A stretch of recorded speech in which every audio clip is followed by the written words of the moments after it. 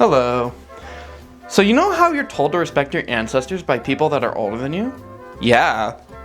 Well, today I'm not going to talk about that. So instead, I'm going to talk about how we connect with people in history. More specifically, people from the 20th century. So let's do that. I'm not dancing. So it's really important to know what I mean when I say connect to people. So instead of giving you a clear definition, I'm just gonna explain every way that we connect to people in history. So when I'm talking about we, I'm mainly talking about two different groups. The individual, like we as individuals, and we as in like people in general. So first off, we can engage with their creations.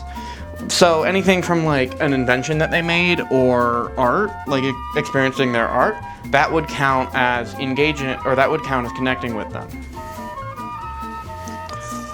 One way that we connect to people in history as a group is that we may make similar decisions to the people of the past.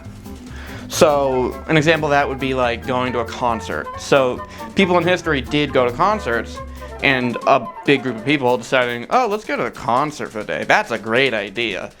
That would that's a way of connecting, like we did something similar.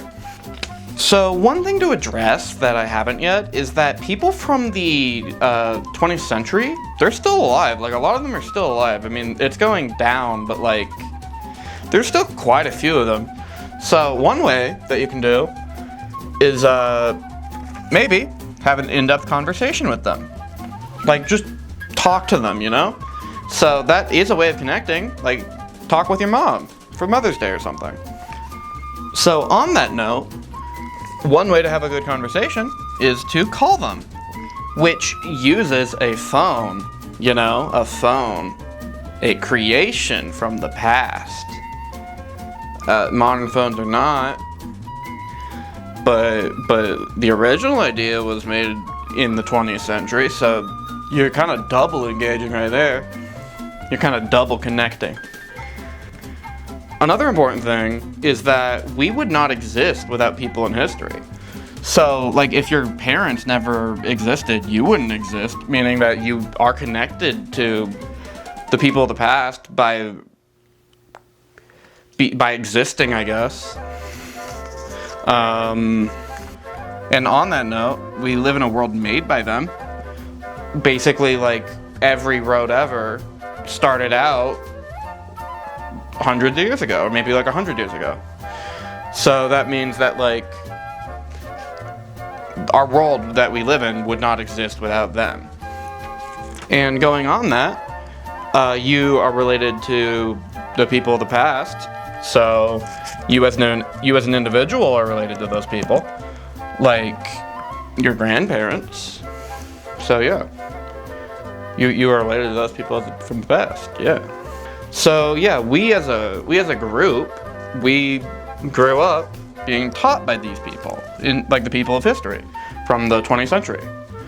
So like most of our teachers are from the 20th century. So we were taught by these people. That's another connection.